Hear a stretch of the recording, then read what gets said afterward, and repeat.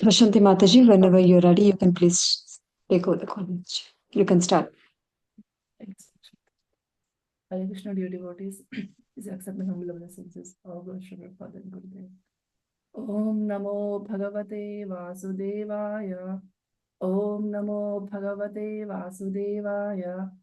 Om Namo Bhagavate Vasudevaya. Narayanam Namaskrityam Naram Chaiva Narottamam. Devim Saraswatim Vyasam Tato Jayamudhirayet. Nashtaprayeshu Abhatreshu Nityam Bhagavata Sevaya. Bhagavati Uttama Shloke Bhaktir Bhavati Naishtike. Today we are reading Srimad Bhagavatam Canto 7, Chapter 12, The Perfect Society, Four Spiritual Masters, from text 23 to 31. Text 23. When because of disease or old age, one is unable to perform his prescribed duties for advancement in spiritual consciousness or study of the Vedas, he should practice fasting, not taking any food. Text 24. He should properly place the fire elements in his own self and in this way give up bodily affinity by which one thinks the body to be one's self or one's own. One should gradually merge the material body into the five elements earth, water, fire, air, and sky. Text 25. A sober, self realized person who has full knowledge should merge the various parts of the body in their original sources. The holes in the body are caused by the sky. The process of breathing is caused by the air. The heat of the body is caused by fire, and semen, blood, and mucus are caused by water. The hard substances like skin, muscle, and bone are caused by earth. In this way, all the constituents of the body are caused by various elements, and they should be merged again into those elements. Text 26 to 28. Thereafter, the object of speech, along with the sense of speech, the tongue, should be bestowed upon fire. Craftsmanship and the two hands should be given to the demigod Indra. The power of movement and the legs should be given to Lord Vishnu. Sensual pleasure along with the genitals should be bestowed upon Prajapati. The rectum with the power of evacuation should be bestowed in its proper place onto Mrityu. The aural instrument along with the sound vibration should be given to the deities presiding over directions. The instrument of the touch along with the sense objects of touch should be given to Vayu. Form with the power of sight should be bestowed upon the sun. The tongue along with the demigod Varuna should be bestowed upon water. And the power of smell along with the two Ashwini Kumara demigods should be bestowed upon the earth. Text 29 to 30. The mind along with all material desires should be merged in the moon demigod. All the subject matters of intelligence along with the intelligence itself should be placed in Lord Brahma. False ego, which is under the influence of the material modes of nature and which induces one to think, I am this body and everything connected with this body is mine, should be merged along with the material activity in Rudra, the predominating deity of false ego. Material consciousness along with the goal of thought should be merged in the individual living being, and the demigods acting under the modes of material nature should be merged along with the perverted living being into the supreme being. The earth should be merged into water, water in the brightness of the sun, the brightness into the air into the sky into the false ego, the false ego into the total material energy, the total material energy into the unmanifested ingredients, the pradhana feature of the material energy, and at last the ingredient feature of material manifestation into the supersoul. Text 31.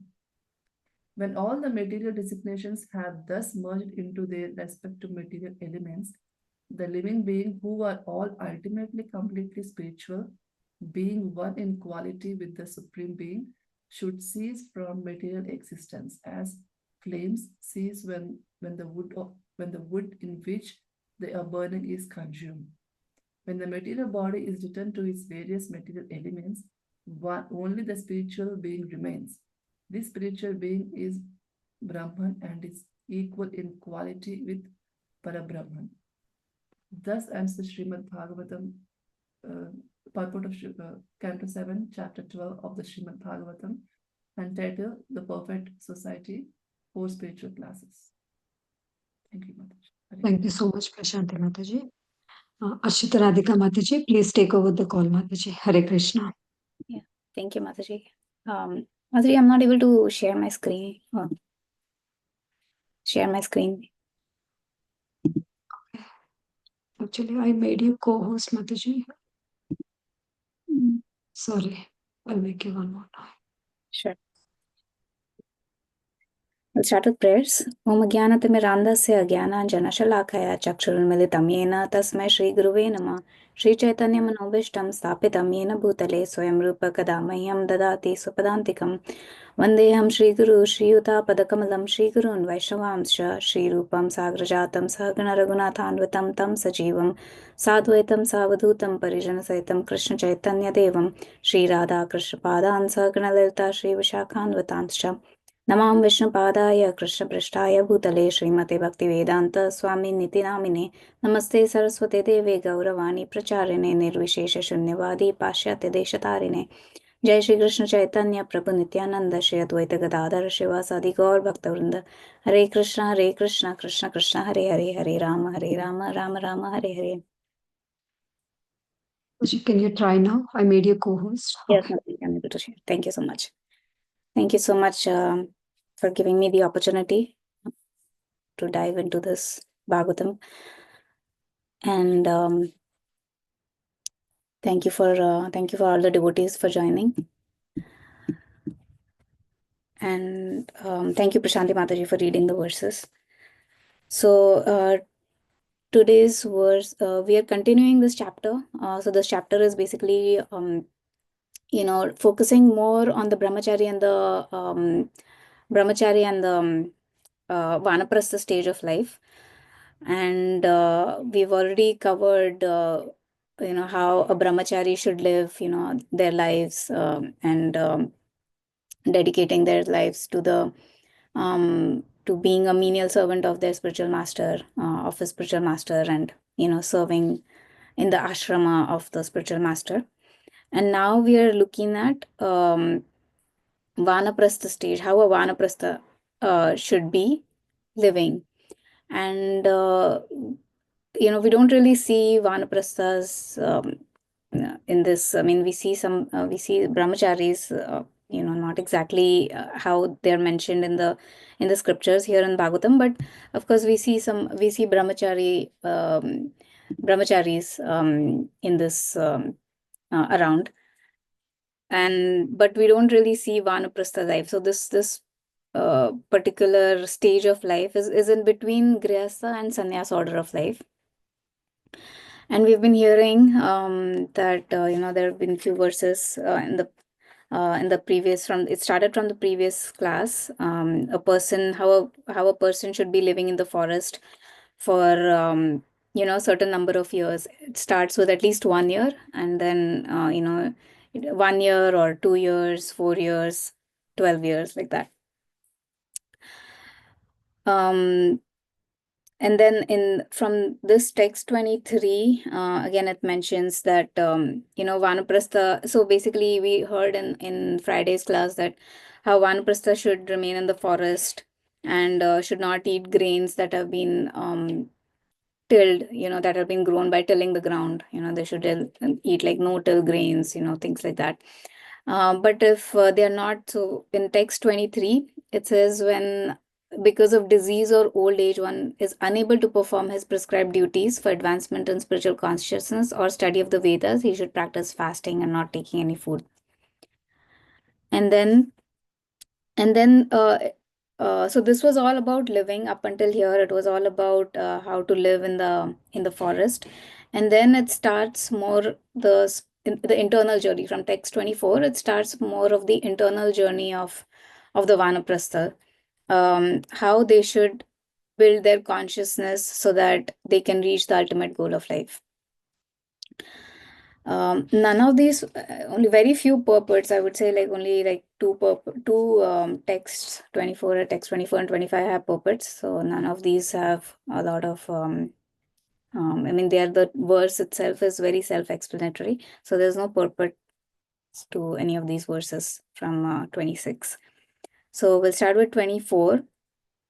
It says he should properly place the fire element in his own self and in this way give a bodily affinity by which one thinks the body to be oneself and one's own. One should gradually merge the material body into the 5 elements. So this body is made of these 5 elements: earth, water, air, fire, ether, or sky. And so basically it's just a combination of these. Might have more of, some people might have more of earth element, some people have more of fire element, but it's basically, this body is a combination of all these 5 elements. And this knowledge that this body is made up of these 5 elements, it's basically means that we should try to, it says that we should try to gradually merge this material body into the 5 elements, or what they are made of. Merging into Brahman in perfect knowledge means understanding perfectly that one is not the body but the spirit soul. So basically that is what it means, that we should merge this body with the understanding that we are not this body, to come to that understanding that we are not this body. This entire process is that is mentioned here until the end of this chapter is called Sankhya Yoga. So this mystic yoga process, where the yogi tries to merge all of the elements back to their source. So this body's source is these 5 elements. So what the yogi tries to do is they try to merge, give back where it belongs, or where it has come from. And Vanaprastha is the best stage because Vanaprastha, the person has achieved whatever they wanted to achieve, and then now it's basically just giving back all of their mind, all of their senses, all of every, and we'll come to everything, back to where it belongs, so that they can come to an understanding that they are not this body or this mental state or any of this, and we are the spirit souls. And then in text 20,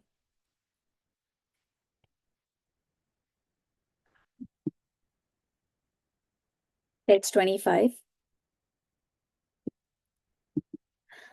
it says, a self-realized person who has full knowledge should merge the various parts of the body into the original sources. So the holes of the body are caused by the sky. The process of breathing is caused by air. The heat in the body is caused by fire. And semen, blood, and mucus are caused by water. The hard substances like skin, muscles, and bones are caused by earth. In this way, all the constituents of the body are caused by various elements, and they should be merged again into these elements. And so basically, there is a word here. One should this word here called Atmavan, and this in this text, it means, Atmavan means a person who knows the self. So one must be well conversant with the sources of the bodily constituents. So when one is conversant with all of this, then one becomes a self-realized person, or Atmavan, who knows the self. So that is a very that is a key word here, and this is what we'll look at later also, this particular word. And then from 26 to 28, it says, like, different objects we should offer. So the object of speech along with the sense of speech should be bestowed upon fire. Craftsmanship and the 2 hands should be given to the demigod Indra. The power of movement or the legs should be given to Vishnu. sensual pleasure along with genital should be bestowed upon Prajapati. The rectum with the power of evacuation should be bestowed in its proper place unto Mrityu. The oral instrument along with the sound vibration should be given to the deities presiding over the direction. The instrument of touch along with sense of touch should be given to Vayu. The form with the power of sight should be bestowed upon the sun. The tongue should be bestowed upon water, Varuna. And the sense of smell should be given to Ashwini Kumaras. And then it says, now it comes to the 29 and 30 talks about the mind and the finer things. So mind along with all the material desires should be merged into the moon demigod. All the subject matters of intelligence along with intelligence itself should be placed in Lord Brahma. False ego, that means that I am this body and everything connected with the body is mind, should be merged into Rudra, the predominating deity of false ego. Material consciousness, who is the deity of consciousness? So the consciousness is the Supreme Personality of Godhead himself. So the consciousness, material consciousness should be merged into him. The earth should be merged in water,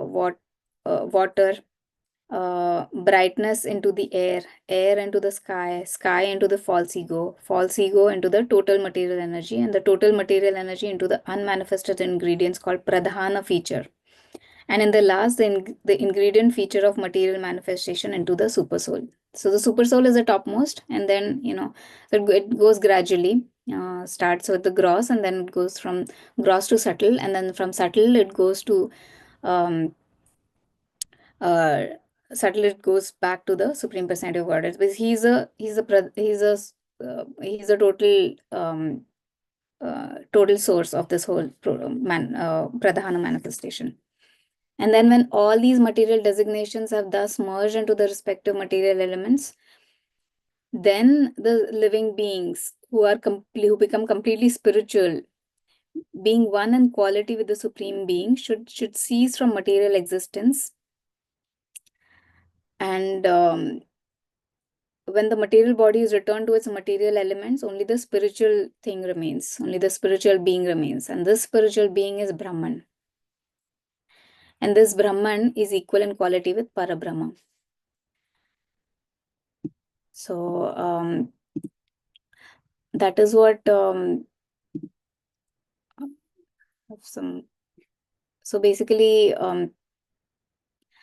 this process of identifying oneself as a spirit soul, as one progresses, this is basically progressing from microcosm to macrocosm.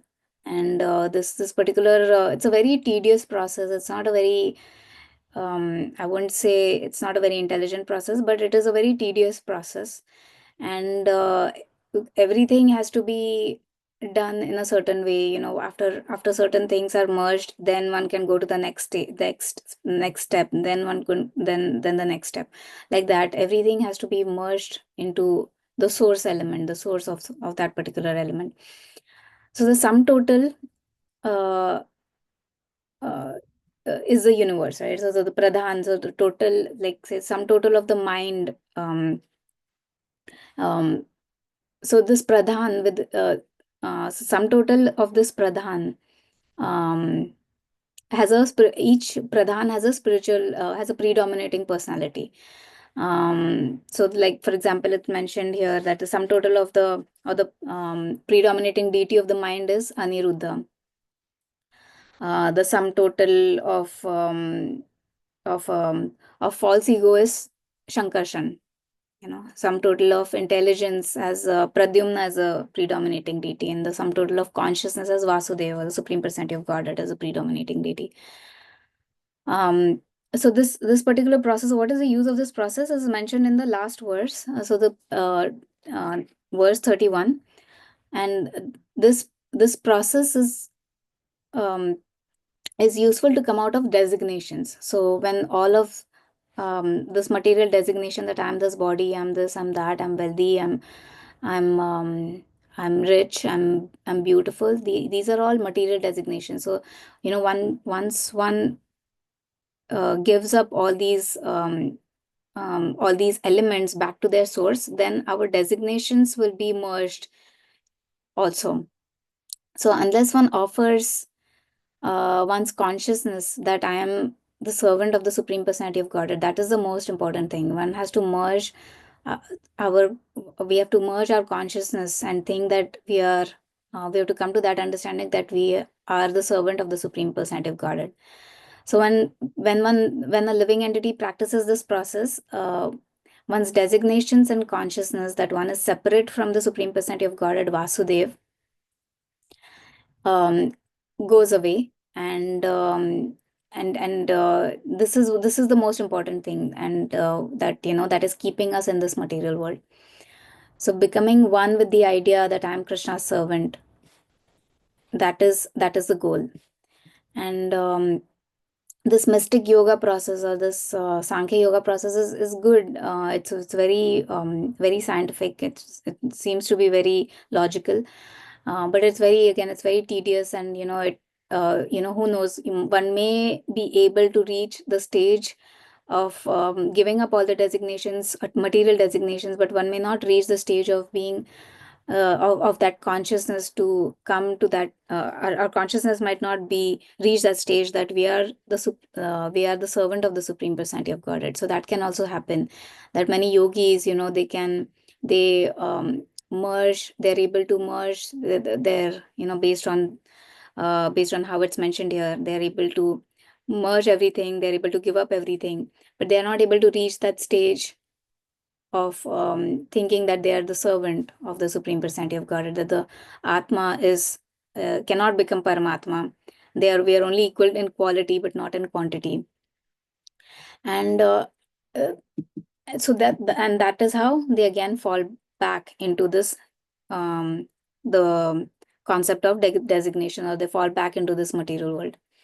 And that is why this happens. Why? Because we are tatastha, we are marginal. So marginal means that one has to be on either side of the spectrum. So one has to either take the shelter of the Supreme Personality of Godhead Vishnu, or become a servant of Maya. So we cannot be nowhere. We cannot be in no man's land for a long time. And that is the very nature of the living entity. One cannot survive without designation. So ultimately one has to reach the stage that one is a servant of the Supreme Personality of Godhead. And this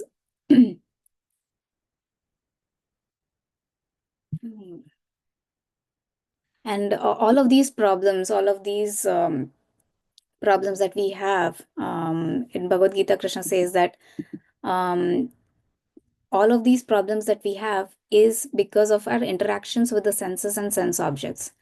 So once the sense of, say for example, in it's mentioned in the previous verses when we read that once the sense of how to give the sense of smell back to the source, how to give the sense of touch back to the source. So once we give up these things, so once the sense of smell goes away, for example, or once the sense of touch goes away by merging, then the problems of the senses interacting with the sense object goes away. And this is what Krishna mentions in the Bhagavad Gita also, that all of the problems are because the senses are in touch with the sense objects. So this yogic process is just giving that up, giving everything up, and just giving back to the source of the objects. But if one takes shelter of the lotus feet of Krishna, they will reach the topmost destination, and they will not fall back. So that is the thing, that we have to reach that stage, that we are the servant and we are part and parcel of the Supreme Personality of Godhead. Unless and until one develops affection and faith unto the Supreme Personality of Godhead, one this entire process is useless. So this process is good only until we reach that particular stage of the highest stage, which is to develop affection, which is to develop love for the Supreme Personality of Godhead. So it's mentioned in one of the scriptures, either it's Narad Muni's Narad Pancharatra, or somewhere it is mentioned that if one is worshipping Lord Hari, then what is the use of, what is the necessity of of doing this process, this tedious process? And as one is not worshipping the Supreme Personality of Godhead, then what is the use of this process again? Because one is not reaching that stage. Even after doing so many things, they are not reaching that stage. So this is mentioned. Rishikena Rishikesha Sevanam. If one engages all, we have to engage all our senses. Rishikena Rishikesha Sevanam. So with all Rishikena means all the senses. We have to worship Rishikesh. Rishikesh means the master of the senses. So then what will happen is Sarvopadi Vinirmuktam. That means Sarva Upadi means all the Upadis. Upadis means designation. So all our Upadis will be Vinirmuktam, will be merged, or will be purified. There were once Srila Prabhupada was in Vrindavan, and there was this group of sannyasis, or very exalted. In Vrindavan there are a lot of different saints, exalted personalities. They came to meet Srila Prabhupada, and they said, Swamiji, all these Vedic scriptures, they mention so many different things, but they don't really mention who exactly is the Supreme Personality of Godhead. All of the different scriptures mention different things. Glorify everybody, and we don't really know. It is not very clear. And Srila Prabhupada, there were devotees, children that were playing around. These children used to always play near Prabhupada, because Prabhupada would always have sweets and cookies, so the children would always be around Srila Prabhupada. And so Srila Prabhupada called these children, and he asked him, so who is Krishna?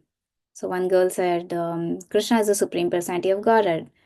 And then he asked, and then he gave one cookie, because the girl knew that she will get a cookie.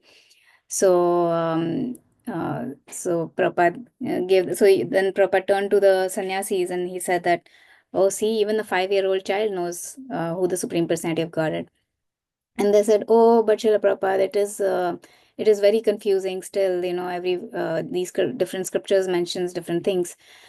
So they've been practicing. These are like great sannyasis, yogis who practice all these, who practice all these things, but they have not reached that understanding that Krishna is the Supreme Personality of Godhead, and our goal is to um, reach that stage and serve Krishna. And so this process of Krishna consciousness is it's not a static process. It's a very dynamic process, and it always increases. It always it always increases our desire to serve. So the only way to become Atmavan, that means the only way to, in the text 25, we saw this word called Atmavan, that means one who knows the self. So the only way to become Atmavan is to give up, and through this process of uh, minute study or analytical understanding is a very cumbersome process. And Krishna has also mentioned how to go about these.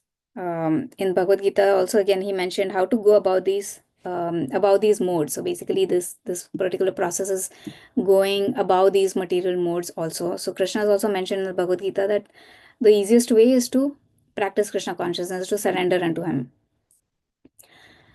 And unless one goes about these modes, unless one reaches, or from this process, follows this process to reach the stage of Atma, Triguna Vishaya Veda, one has to be one cannot make progress. Either they will fall down from that particular stage if one does not reach the ultimate goal of thinking that they are part and parcel of Krishna, or they will just remain on that stage for some time, and then eventually they will fall down. So the stage is not a permanent stage. So we have to understand that this process is good, but we have to reach that particular stage. And the best way to do it is basically to engage all of our senses. The best way to merge all of this.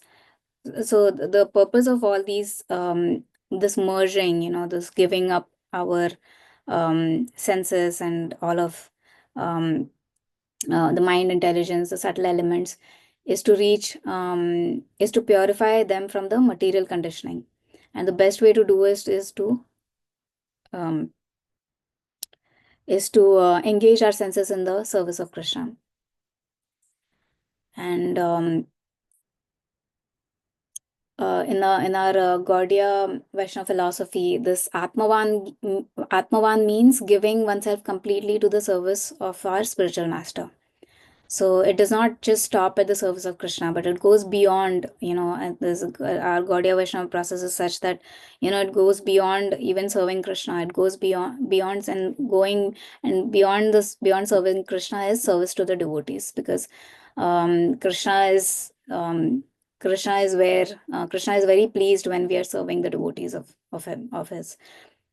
And it is a very sublime process, this concept of serving devotees, and Chaitanya Mahaprabhu, he himself demonstrated it. And in his life, he came as a devotee, and it's a very practical and sublime process. And Krishna, he resides he resides in everybody's heart, but Krishna is very reciprocal when in the hearts of the devotees. And whenever devotees come together in the association of, we should always try to be in the association of devotees and try to serve them. And the way to serve devotees is, of course, by chanting the holy names of Krishna, and asking questions, but we should always try to also serve the devotees that should be always our consciousness, that is how we purify our consciousness, to always think that we have to serve the Vaishnavas, serve the devotees, and that is how we can control our mind and senses. So I would like to pause here. If Sundaran Prabhu, if you want to add something, please feel free. Thank you, devotees. Srila Prabhupada ki jai. Thank you very much, Mataji. Hare Krishna. Thank you so much, Mataji, for a very, very beautiful class. I would like to pay my obeisances to Mataji and all the devotees in the call. Vancha kalpatarubhyasya kripa sindhubhya eva cha patitanam pavanebhyo vaishnavebhyo namo namaha. Grantat Srimad Bhagavatam ki jai. Srila Prabhupada ki jai. Hare Krishna. Thank you, Mataji. Thank you. Thank you much. Hare Krishna. Thank you so much, Mataji. Hare Krishna. Oh, sorry, Prabhuji. You can stop the recording, Prabhuji. I did Sure. not see you. Thank you. No worries, man. Thank you, Mataji.